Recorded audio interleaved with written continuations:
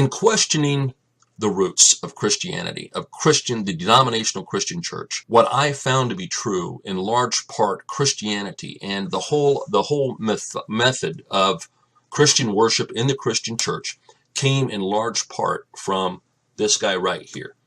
His name is Alexander Campbell. And Alexander Campbell was the latter half of what was deemed as the Stone Campbell Restoration Movement. Got its start in the 1800s. I'm going to say the early 1800s, and it moved on through the 1800s into the 1900s, early 1900s. But this gentleman right here was in large part responsible for such ideas as clergy should have a college degree. Okay, that came from this guy.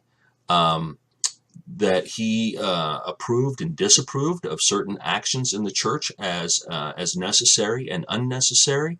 And in my investigation of this particular guy and the influence that he had on the churches that I was raised in, many of the Christian churches, denominational churches throughout the Midwest, at least in Indiana, also throughout Ohio, through Illinois, Kentucky, the Christian churches, the Disciples of Christ churches, the Churches of Christ, as these churches and these ideas, these groups began to break up and form their own denominational congregations.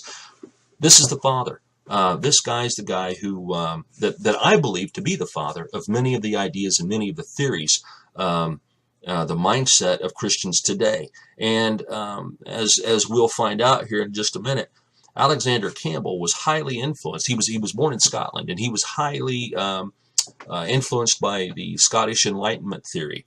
Okay, and again, this is a theory, Scottish Enlightenment theory, that he was exposed to in his time at university in Dublin. And he later moved into the United States and joined up with a man named Stone, and they began a movement called the Stone Campbell movement throughout the Midwest.